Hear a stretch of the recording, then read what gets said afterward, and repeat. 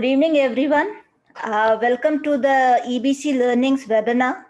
Today with us, we have Mr. Shakil Suri, an eminent lawyer of the Supreme Court. Welcome, Shakil. And I can't hear you. I think you are on mute. Yeah. Thank you. Yeah, no, right. I was a little too soft, I think. Yeah.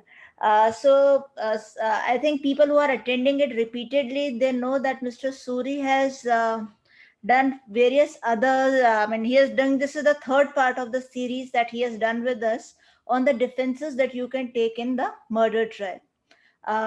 In the first two sessions, we have covered about section 299 and 300, and then we have gone through the various illustrations and all. Last session was some time back. So Mr. Suri will be first taking us through just for 10-15 minutes. There will be a recap of what we have done, and thereafter he will be taking our journey forward. Along with us, we have Mahima Agarwal also. She will be helping us in moderating this session. So just to give you a brief about Mr. Suri, as I have told you, is an eminent lawyer of the Supreme Court. He has argued many matters on the criminal side, as well as on the insolvency side. That is how I was connected with him. And then he has been studied at Wharton and LSE, and he is a published author as well. So we have a very rounded personality who can give you the complete perspective, academic as well as on the practice side. So over to Mahima and Shakil. Thank you. Thanks, Charu. Thank you so much. And thank you for this opportunity. And it's great to be back again. I know we are doing this after a big gap, but a long gap, but happy to be back and happy to pick up from where we left. So as Charu mentioned, so we have about an hour with us. So as Charu mentioned, this is a continuation of a series which we are doing on the law of murder. Part one was where we sort of understood what we sort of had a broad overview of the law of murder, and we understood the distinction between 299 and 300 and the punishment provided under 302 and 304. So part one, for those who have not attended, it's also on YouTube. So you may, if you wish, you could also access that there. Part two of the series was where we covered the various defenses in murder cases, including the exceptions that are provided under section 300. Now this is part three of the series where we are going to be focusing. So first we'll start with a quick recap for the benefit of those who could not attend the earlier sessions, and just to sort of pick up from where we left, we will do a quick recap of what we did in the first two sessions. Then we'll also look at, so the focus of today's session will be on vicarious liability in the context of murder cases, where we'll examine section 34, which deals with acts done by several persons in furtherance of common intention. Section 149, which deals with every member of an unlawful assembly guilty of offense committed in prosecution of common object, and 120B, which deals with criminal conspiracy, 120A and B, which deals with criminal conspiracy and its punishment.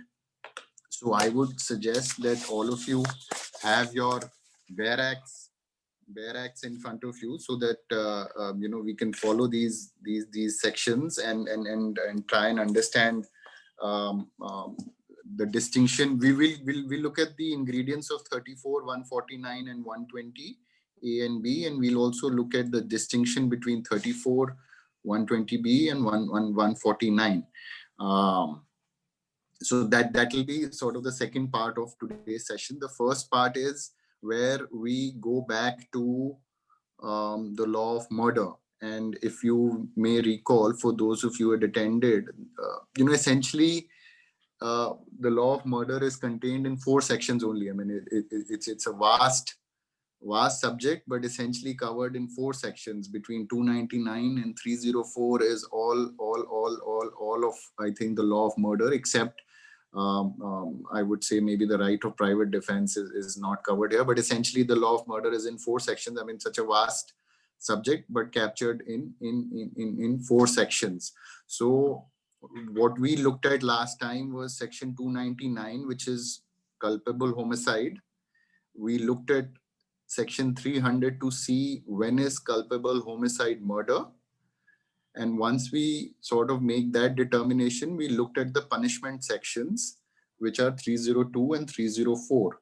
So in a sense, we looked at 299 to see what is culpable homicide, section 300 to see when culpable homicide would amount to murder. And that distinction is important because the punishment depends on where your case fits in, and that's where the difference lies in. So the punishment for murder is under 302, and that could either be life or death.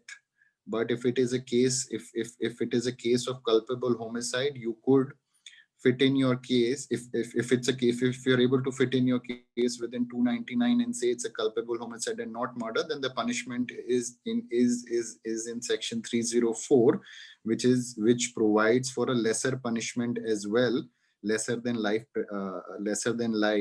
and for a period up to 10 years. So that's where the difference lies in, and that's where the distinction, which is a fine distinction, is important to appreciate. So that we tried to look at 299 and 300 by way of a chart last time. So if you look at your screen, we put up the chart which we looked at last time. So we just quickly try and see this chart once again, just to refresh our understanding of 299, 300. Then in the context of punishment. So why this is important is to see where your case fits in, whether it's a case of 299 or if it's a case of murder under case of murder under section 300. So we put this chart to show a comparison between 299 and 300. Like I said, it's a very fine distinction, and you'll have to really see the sections with me to understand the distinction. And we'll try and do that quickly so that we can move forward with the next part of the section. So just read this. Just read this chart with me. So both 299 and 300 have two components, which is intention and knowledge. So as far as the look at the left hand side column, which provides for section 299, and which provides when would it be a case of culpable homicide, and it uses the word intention, with the intention of causing death. So intention, if you see in both columns for section 299 and 300, is something which is common in both. So if it is a case where the intention of murder is proved, intention of causing that death is proved, then it will be a case of murder, and you would not be able to fit in your case within 299. So if intention is proved, then you will not be able to fit in your case within 299. And intention can be deciphered by a number of things. I mean, just to put it very simply, if somebody hits the other person on the head, let's say with an axe, then the intention is writ large that he wanted to commit murder. So therefore, intention, you will see, is a common thread between 299 and 300. Now look at B of 299, which talks about intention of causing such bodily injury as is likely to cause death. So the standard here under 299 is likely. So likely, you should read this as something which is probable, something which is probably will cause death. whereas the corresponding provision under section 300 talks about knowledge, whereas the corresponding provision, which we have sort of called it clause 2, corresponds to talks about the standard of knowledge. And knowledge, as we know, is awareness of the consequences of the act.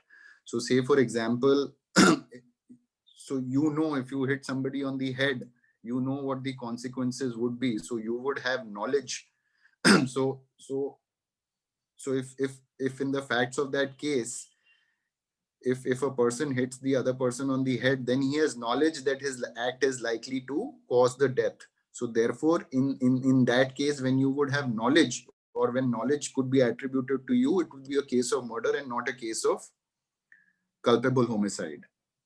Also, you would have knowledge, let's say as an example, if you are aware of a particular condition which the other person is suffering from, and if you were to take advantage of that particular peculiar condition that that person is suffering from, then again you would have knowledge that that would result in his death.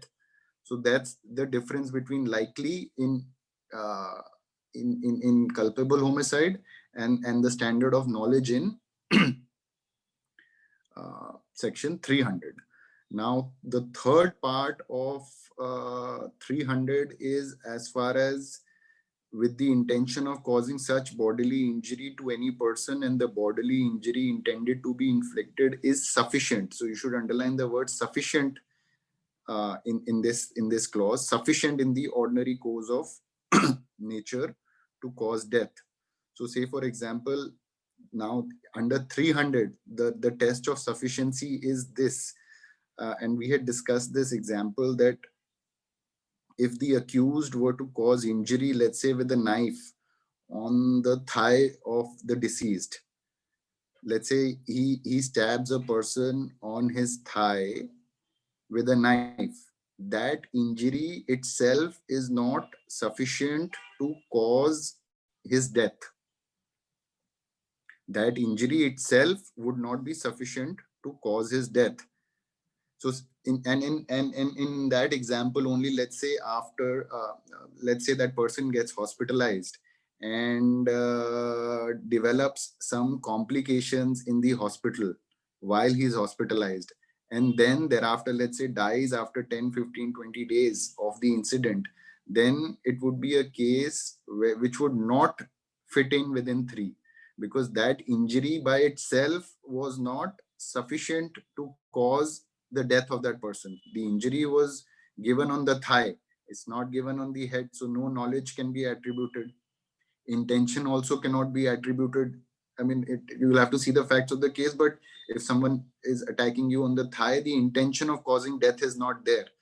But the death was caused by, let's say, the complications that arose in the hospital. So that it's a case of homicide, but it's not a case which would fall within 1, 2, or 3, and you could argue that your case is one of culpable homicide. And like we discussed, the whole theme of understanding this discussion is the punishment aspect, where if you're able to fit in within 299, then lesser punishment.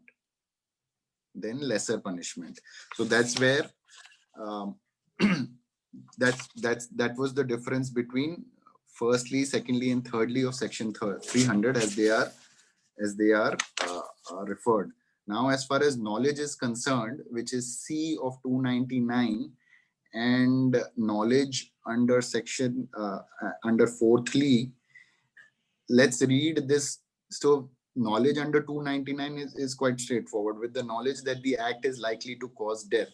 Now let's read fourthly, which would make it murder, with the knowledge that the act is so imminently dangerous, with the knowledge that the act is so imminently dangerous that it must in all probability cause death or such bodily injury as is likely to cause death, and commit such act without any excuse for incurring the risk of causing death or such injury as is mentioned above. So we had seen the illustration last time where a person fires, let's say, a loaded a gun into a crowd of people and kills one of them. In that case, knowledge would be attributable to him, because there may not be any intention to cause death of any particular person. I mean, if you're shooting in the air, there may not, you may not be able to attribute intention to that particular person, but the case would fall within this knowledge clause, because this shows callousness towards the resultant risk that is taken by that person. So he knows that his act is likely to cause the death. If he's going to shoot, if he's going to make a gunshot he knows that it is likely to cause death. He may not have the intention to cause death of that person, but he's aware that his act is likely to cause death. So then this case would fall within this fourthly clause. So this is how we try to understand the distinction between 299 and 300. And I would suggest that you keep this chart with you, and this chart has been referred to in various judgments as well. So it's a quite a useful chart to keep in front of you whenever you are examining a case with respect to murder. And we had discussed a step-by-step approach. So first you determine whether it is a case which will fall under 299. And if then, let's say if the answer is yes, then you go ahead and you look at section 300. Then you see whether it would be a case where it would be a culpable homicide amounting to murder. And if the answer is no, then the punishment is under 304, which, as we saw, is a lesser punishment. If the answer is yes, then of course the punishment is under 302. The other aspect that we saw last time was the various exceptions that are provided for under section 300. So section 300 provides for various exceptions. There are around 5 exceptions that are provided, which talk about when culpable homicide is not murder. And we had looked at exception 1, we had looked at exception 2, and we had looked at exception 4, which are the most commonly sort of exceptions that are invoked in most of the cases. So one, if you will read with me very quickly, just so that I can explain very quickly exception 1, 2, and 4 as well. One is when culpable homicide is not murder. Culpable homicide is not murder if the offender, whilst deprived of the power of self-control by grave and sudden provocation, causes the death of the person who gave the provocation, or causes the death of any other person by mistake or accident. And then the exception is subject to certain provisos, which we may not read right now, so that we can first understand what the basic exception is before we understand the provisos to that exception. So we had seen this exception 1 is a case of provocation, where provocation has to be grave and sudden. So if culpable homicide would not be murder if the offender is deprived of the power of self-control by grave and sudden provocation. And as far as grave and sudden provocation is concerned, it's always a question of fact. It's always a question of fact whether the provocation was grave and sudden. So it has to fit in within, it has to be grave and sudden, so that there cannot be any time lag. It has to be sudden and grave. And the questions to be asked are: would a reasonable person lose his self-control by such a grave and sudden provocation? And we looked at the Nanavati judgment, which is AIR 1962 Supreme Court. That also lays down the tests for grave and sudden provocation. That is one judgment one can look at. The other exception, which is exception 2, let's read that also very quickly. Exception 2: culpable homicide is not murder if the offender, in the exercise in good faith of the right of private defense of person or property, exceeds the power given to him by law and causes the death of the person against whom he is exercising such right of defense without premeditation and without intention of doing more harm than is necessary for the purpose of such defense. So the key words in this exception are without premeditation. So if you are using the right of private defense as an exception, then it has to be without premeditation. If it is with premeditation, then of course, then if it's with premeditation, then intention kicks in. And once intention kicks in, then you fall under 300, and then the conviction, and then the punishment is under 302. So it has to be without premeditation and without any intention of doing more harm than is necessary. So the other test is you can't inflict more harm than is necessary for the purpose of such defense. So you have to, if you have exercised, if you have caused more harm than is necessary for the purpose of your defense, then also you will not be in a position to take benefit of this exception. So point is, if it's an excessive use of force, then the benefit of this exception cannot be used. And in this, I think we had cited or suggested Nabia Bai's judgment, which is 1992 Supreme Court, for you to see. Then the most commonly used exception is exception 4. So let's read 4 as well. I have skipped 3, which may not be that relevant, but please do read 3 as well. Let's read 4. Culpable homicide is not murder if it is committed without premeditation in a sudden fight, in the heat of passion, upon a sudden quarrel, and without the offender having taken undue advantage or acted in a cruel or unusual manner. So now in this, there are a lot of elements that are part of exception 4. So essentially, this is a case where there is a fight, and that fight has happened in the heat of passion, and then and again, mark the words without premeditation. So again, if there's a premeditation, then intention kicks in and the exception goes out.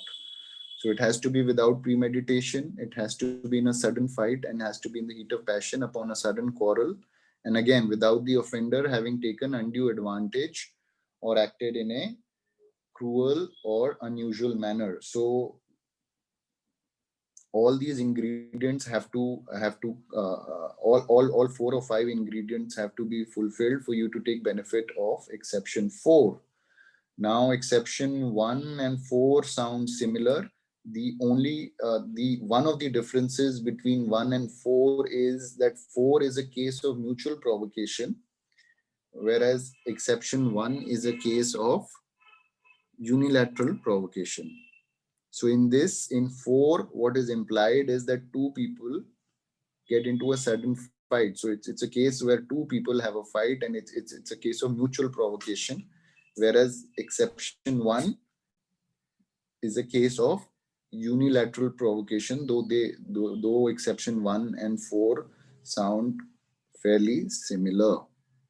And then we had suggested some judgments to read so that the distinction between 1 and 4 could be understood. But very important is the absence of premeditation in exception 4 and in the other exceptions. So premeditation is the key word in these exceptions. Absence of premeditation. And then we had looked at 302 and 304 to see what the punishments are. That I would suggest you read once more. And just to see that under 302, the punishment is life or death. And in 304, the punishment could be lesser than life also. It could be for a period up to 10 years under 304. That is the unique feature as far as 304 is concerned. And also we had seen the distinction between 304 part 1 and part 2, though the section doesn't say that there are 2 parts to it, but if you look at the section, it's in 2 paragraphs. So the first paragraph is referred to as part 1, and the second paragraph is referred to as para 2 or part 2.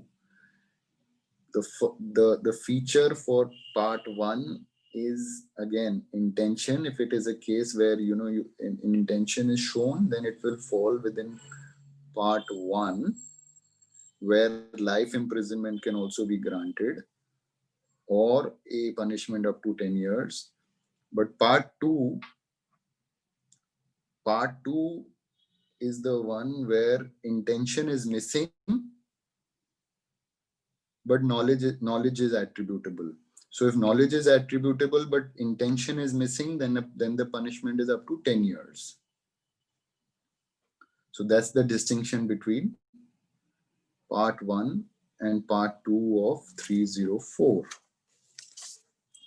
I think with this now we've done a quick recap of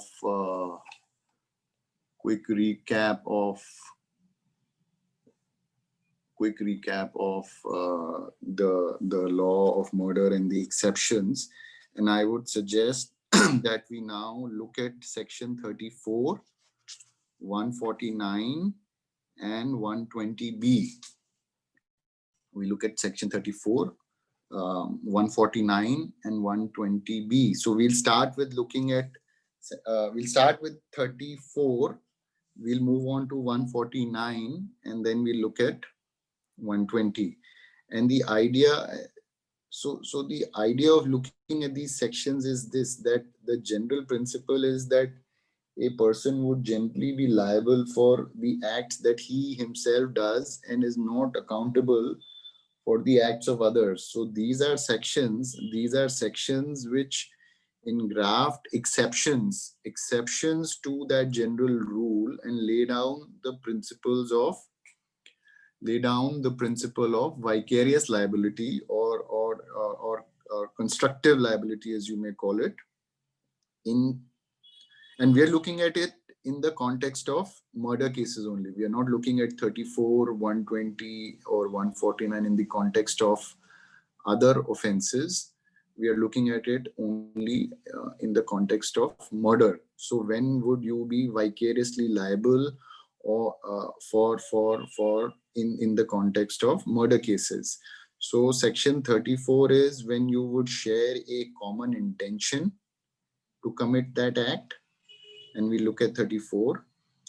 Under 149 is when you would have a common object,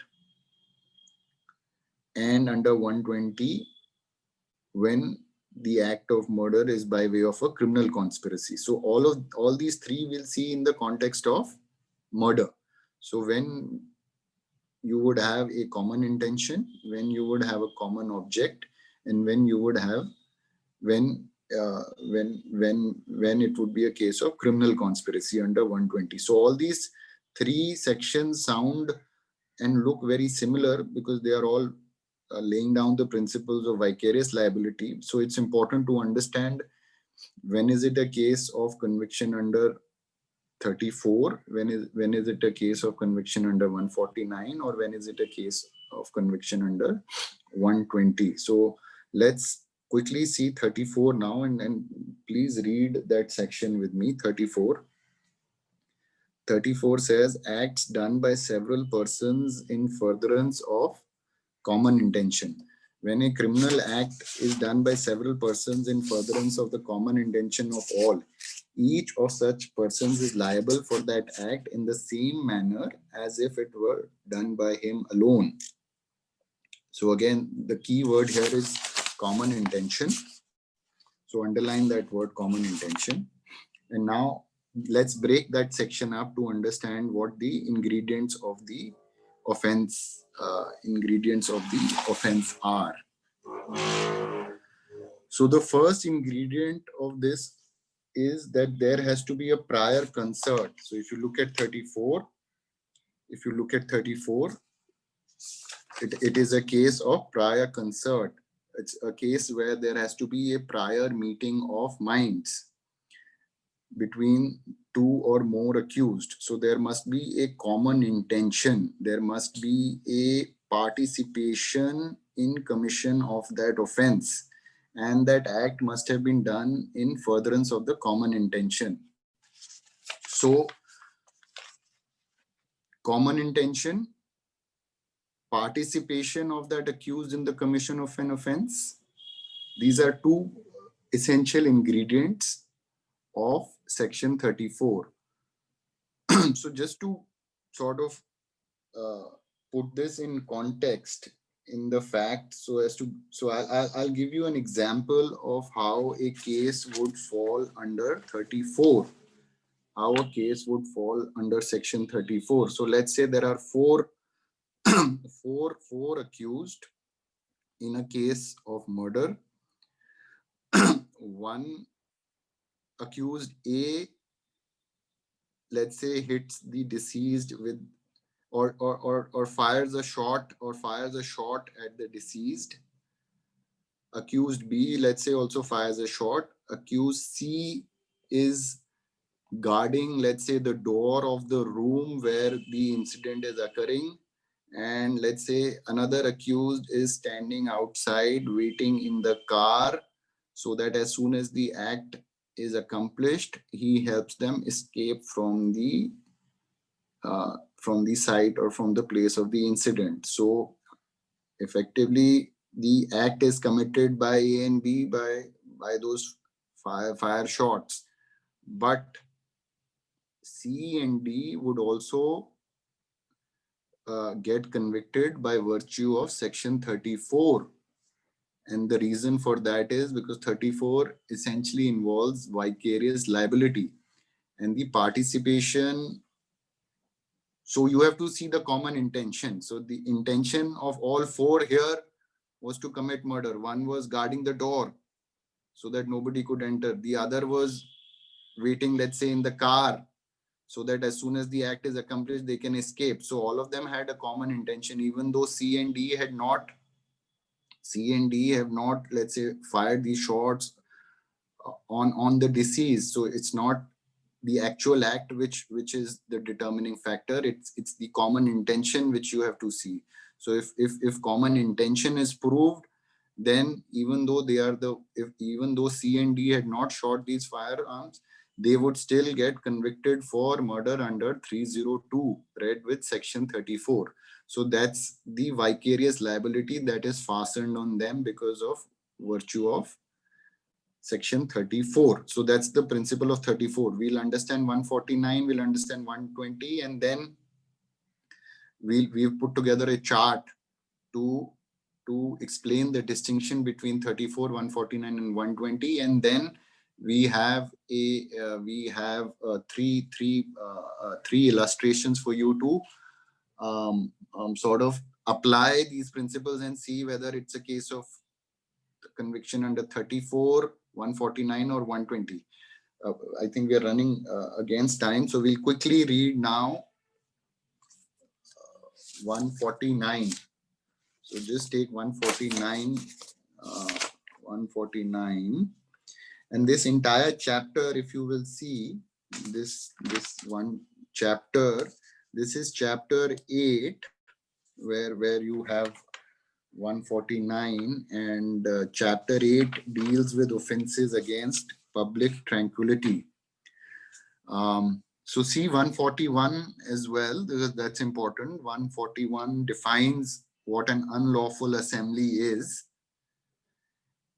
And to put it simply, unlawful assembly is an assembly of 5 or more persons with a common object. Now, so under 34, it's common intention. Under 149, it's a common object. That's the distinction, and we'll see more of that. So the common objects are specified in this section. Common objects are specified in this section. Unlike 34, where common intention is not defined, here common objects are specified in 141. Now 142, and I'm just giving you just a simple explanation of these sections, and we'll go to 149. 142 provides that a person who, being aware of the facts which render any assembly an unlawful assembly, intentionally joins that assembly or continues in it, is said to be a member of the unlawful assembly. 143 provides the punishment for being part of such unlawful assembly. 144 deals with joining an unlawful assembly armed with deadly weapon, which is likely to cause death. 146, so these are all offenses against public tranquility. This is chapter 8, which we are seeing, offenses against public tranquility. 146 deals with rioting. 147 is the punishment for rioting. And 148 deals with rioting armed with a deadly weapon. Now let's see 149. Let's read it together. Every member of unlawful assembly, so unlawful assembly, 5 or more persons. Every member of unlawful assembly guilty of offense committed in prosecution of common object. If an offense is committed by any member of an unlawful assembly in prosecution of the common object of that assembly, or such as the members of that assembly knew to be likely to be committed in prosecution of that object, every person who at the time of committing that offense is a member of the same assembly and is guilty of that offense. So again, like every section, we should break this down. The way to read a section is to break it down. So try and break it down, and let us try and see what are the essential ingredients of 149. So it starts with every member of unlawful assembly. So unlawful assembly, we saw 5 or more persons. Then it says committed by a member of an unlawful assembly. So first of all, there has to be an unlawful assembly. 5 or more persons have to gather. Then the second ingredient would be that the accused has to be a member of that assembly, because it says if an offense is committed by any member of an unlawful assembly. Then the next aspect is that the accused then joins that assembly intentionally or knowingly. So he knows what the object of that assembly is. So he has knowledge as to why those people have gathered there. So knowledge is very critical as far as 149 is concerned. So under 34, you need some act. It can be driving a car, guarding a door. Under 149, the distinction is you need to only have knowledge. In 149, you need not commit an overt act, or only knowledge is sufficient to convict you under 149. So if it's a group of people who have group of more than 5 or more persons have gathered, and they know that and the accused knows what the object is. Let's say they know the object is to murder the deceased, then the accused is liable to be convicted under 149.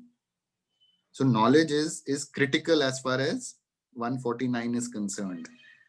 Now where 149 sometimes gets misused is in the cases of, let's say, bystanders or people who are, let's say, would naturally be present on the site. Let's say an incident occurs on a main road, and let's say there are bystanders or there are shopkeepers. So that is where 149 sometimes gets misused, where bystanders and people who are naturally to be there are also convicted under 149. So the test here is, which the courts employ, is a very high level of scrutiny as far as conviction under 149 is concerned. So the test and the distinction is knowledge.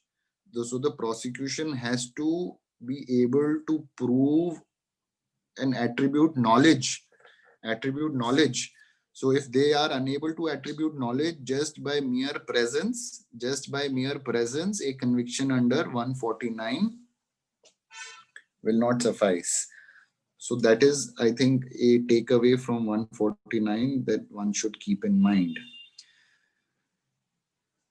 So essentially now we saw the difference between 34 and 149 is 34 common intention, right? 4 of them got together, 4 of them planned, I will guard the door, you keep the car on, I will hit him with an axe. That is a conviction under 34, where there is a meeting of minds, and that where there is a common intention. And as far as 149 is concerned, that unlawful object can always be developed after the assembly has gathered there. There need not be any prior meeting of minds in the case of 149. So 5 or more persons having a common object, and 149 would get attracted. So like I said, the court should definitely examine, if the offense which is committed is not in direct prosecution of the common object, and if it is not, then the test under 149 again is knowledge. So if the members know what the common object is, then conviction under 149. Now, if you just quickly see, I know we are running out of time, but just see this chart. See this chart that we put up, where we put the differences between section 34 and 149. So 34 does not by itself create an offense. It's not a substantive section. 149 does. Common intention, as I pointed out, which is used in 34, is not defined anywhere. It has to be seen from the facts of the case to determine whether there is common intention. Common object in section 149 is defined, which we saw. We saw 141. So common objects are defined in 141, and please take the time to read 149 and the objects. Then we've said common intention requires prior meeting of the minds, which we saw. Overt act, which is done in furtherance of the common intention, a pre-arranged plan.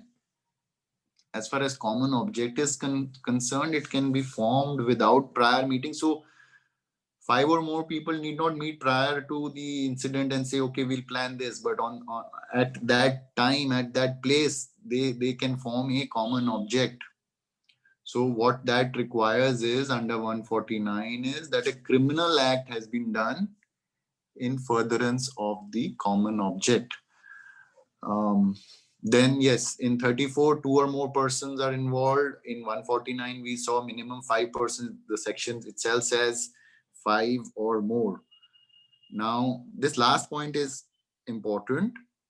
Participation, which I mentioned, like an overt act in 34, and you need not have a overt act in, or an active participation under 149.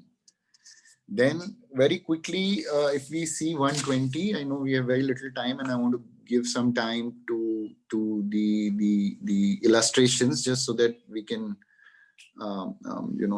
amplify some of these points. If we quickly see 120A, which is the definition of criminal conspiracy, and I'll quickly read it. When 2 or more persons agree to do or cause to be done an illegal act, and an act which is not illegal by illegal means, such an agreement is designated as criminal conspiracy. So conspiracy, best way to understand conspiracy is how we generally say partners in crime, how we refer to some of, like, let's say, our friends, that he's my partner in crime, or so that's a conspiracy where 2 or more people agree that they will do an unlawful act. The act need not have occurred in 120B. If the prosecution is able to show that there is an agreement to do an unlawful act, in the absence of an act also, a conviction would happen under section 120. So the offense of criminal conspiracy is complete as soon as there is an agreement. The act need not follow. It's immaterial whether the act is committed or not. So the essential ingredients of 120 are: there has to be an object that you wish to accomplish. Then you make a plan. Then you make a plan. What do you want to do? How will you accomplish that object? And then an understanding between two people. So that's conspiracy. And 120B provides for the punishment for uh, criminal conspiracy. So as far as section 34 and 120 is concerned, there is not much substantial difference between conspiracy, which is defined in 120, and common intention under 34. One distinction which we put out is that under 120, a single person can never be convicted because you can't conspire with yourself. So that's one distinction. And the other distinction in 120 is that the act need not have occurred. In 34, the act has to happen. In 34, the act has to occur. In 120, even if there is a conspiracy, it doesn't fructify. Conviction can occur under 120. So these are the three sections in which vicarious liability or constructive liability is fastened in the context of murder cases. Now we'll put three questions or illustrations for you very quickly. I think we have about 4 minutes, but I think we can maybe take another 5 or 10 minutes. So maybe a few minutes on each of these sections, on each of these illustrations, so that we can try and apply some of what we have seen today. And Mahima, can you put these illustrations up for everybody to read? And if you feel like, you can send in your answers on the chat. So the idea is to read the facts of, let's do it illustration wise. Let's first take illustration 1, read illustration 1, and then the question which is in illustration 1, and feel free to share your answers on the chat box. And then I will try and explain what the answer is very quickly, so that we can all see how these illustrations have worked. So I'll read these illustrations, and then you can take a few minutes to send in your responses. So XYZ had enmity with A since several years, and had a recent brawl with A yet again. On this occasion, XYZ decided to visit A at his workplace and end this matter once and for all. For this, they brought several weapons. The three of them divided the task amongst them. X and Y was supposed to enter the workplace and execute the plan, while Z was merely supposed to wait in the car parked in front of the gate and keep the car running. XYZ get convicted. And we've said that the lawyer for Z argued that he was merely waiting in the car, but I think essentially the question here is under which section. So this is a good illustration to now apply 34, 149 and 120B and see. Let's assume the conviction has happened, but let's determine whether the conviction is under 120B, 149 or 34. So read this, read what we just saw, and try and attempt to see whether it is a case of 34, 149, 120B. And I'll give you a couple of minutes to send in your responses and then give you the answers.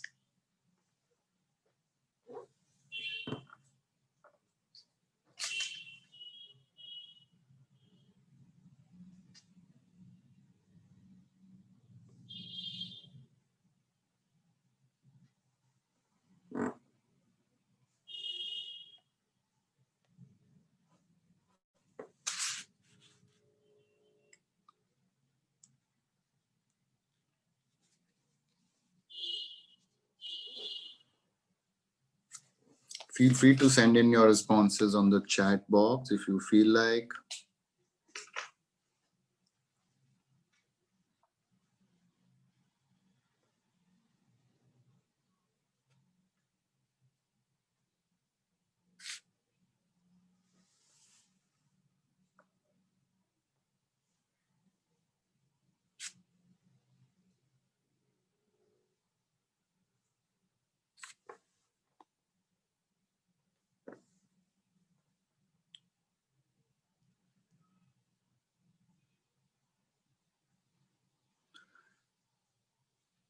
So in the interest of time, I think I'll give you the answers. We've already touched 6. So this is fairly straightforward.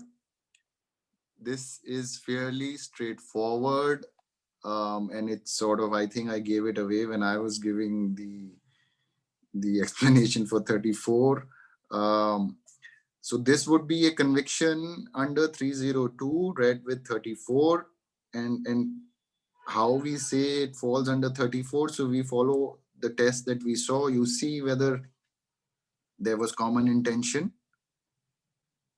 So the common intention is determined by when they all say that, yes, let's end this matter once and for all.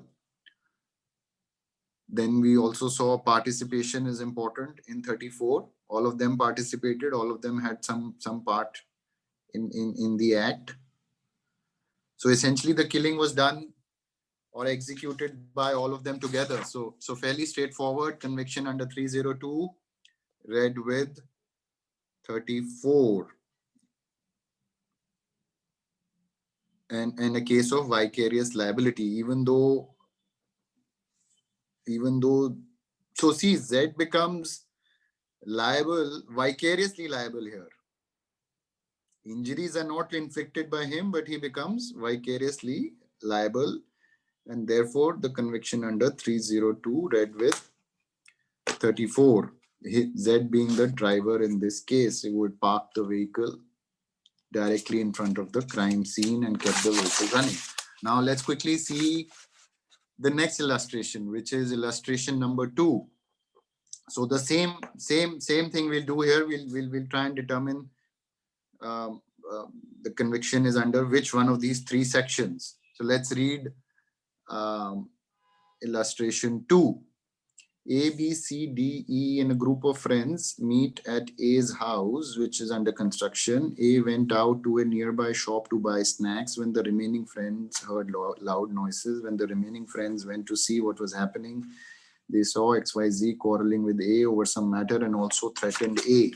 Later, all the friends came back to the house. After a while, XYZ, along with 4 other people, totaling 7, came to the house armed with deadly weapons, lathis, swords, and the like. XYZ each inflicted injuries on A. However, it was the final injury inflicted by Z, because of which A succumbed to death.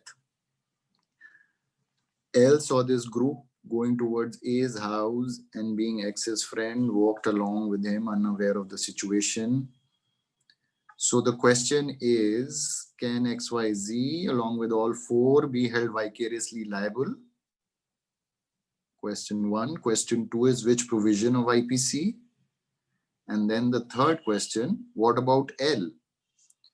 What is the liability of L?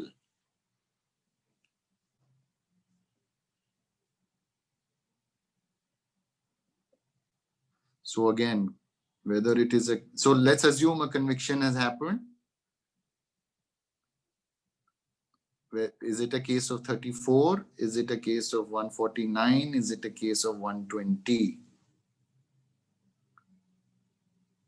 And what about L? So we'll take a couple of minutes again and feel free to send in your answers like last time.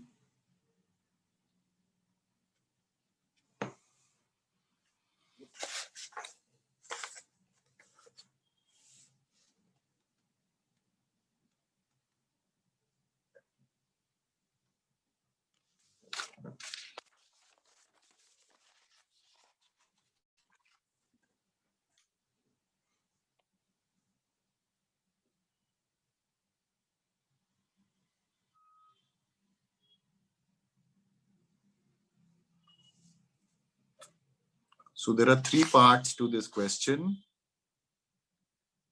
Whether they are vicariously liable. So I think that's fairly straightforward. Let's say yes. Which provision? And then what about L?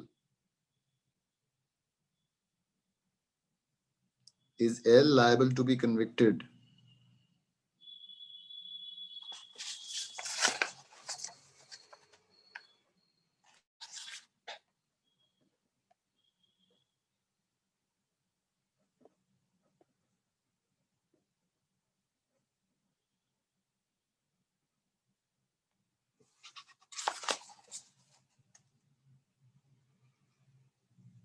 All right. So let's take the answers because we're running short of time.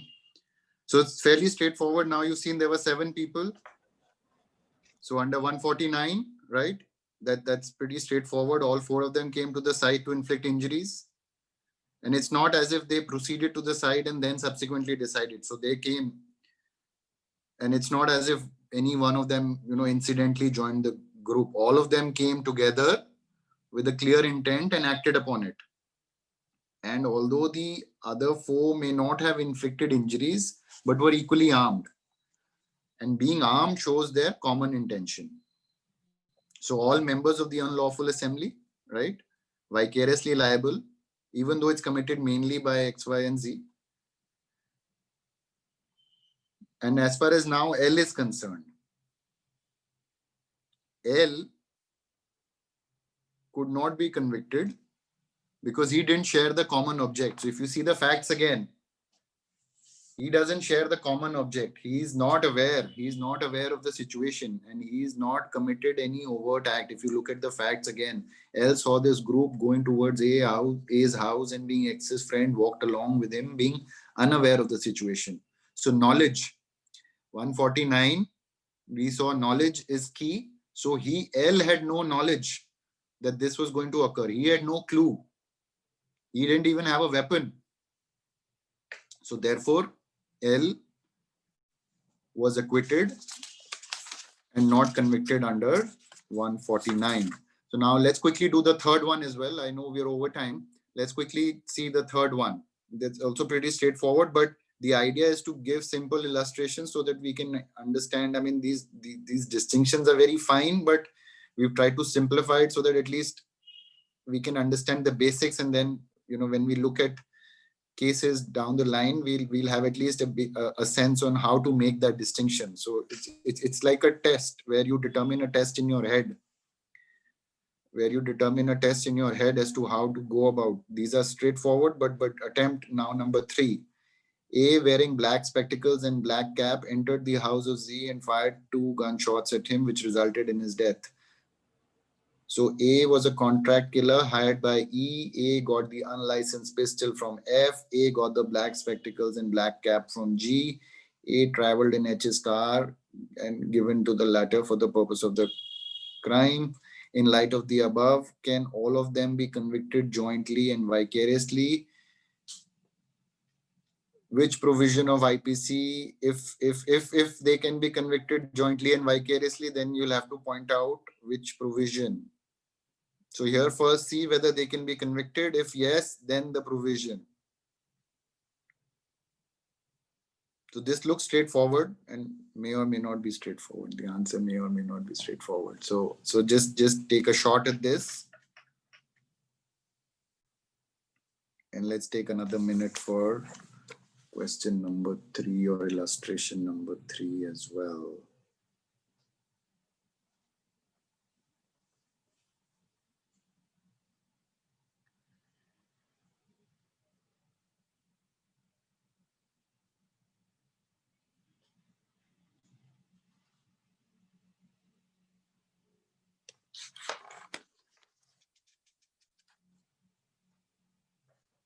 So, all right.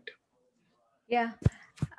It's a case of conviction. It's a case of conviction because there is an agreement between all 5 of them to do some part or the other in the offense. And the agreement relates to going and doing an illegal act.